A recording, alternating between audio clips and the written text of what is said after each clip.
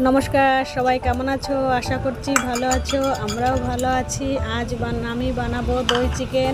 প্রথমে মাংসটাকে ধুয়ে পরিষ্কার করে নিয়েছি ও তার মধ্যে টক দই ও আদা রসুন পেঁয়াজ বাটা ও কাশ্মীরি রেড চিলি ও ব্ল্যাক পেপার ও হলুদ গুঁড়ো, লবণ ও তেল দিয়ে ভালো করে মাংসটাকে ম্যারিনেট করে কিছুক্ষণের জন্য চাপা দিয়ে রেখে দিয়েছি ও কড়াইতে তেল গরম করে ও গোটা গরম মশলা, তেজপাতা ও তেজপাতা ও পেঁয়াজ দিয়ে ভালো করে পেঁয়াজটা ভেজে নিয়েছি। ভাজা হয়ে গেলে ও মাংস ম্যারিনেট করা মাংসটা দিয়ে ও ভালো করে কষিয়ে নিয়েছি। কিছুক্ষণ ধরে কষানোর পর ও হালকা পরিমাণে একটু জল দিয়ে ও মাংসটাকে চাপা দিয়ে রেখেছি ও কিছুক্ষণ পরে ঢাকনা খুলে দেখো বন্ধুরা, আমার দই চিকেন রেডি।